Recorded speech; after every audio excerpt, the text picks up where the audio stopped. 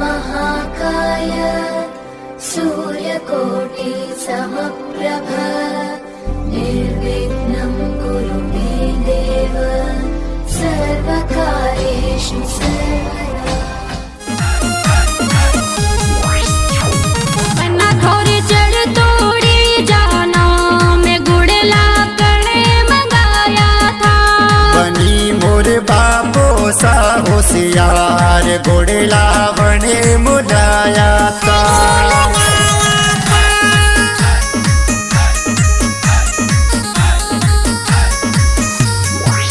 बना थारी पतलिया होता मैं गड़िया कड़े मुलाई थी।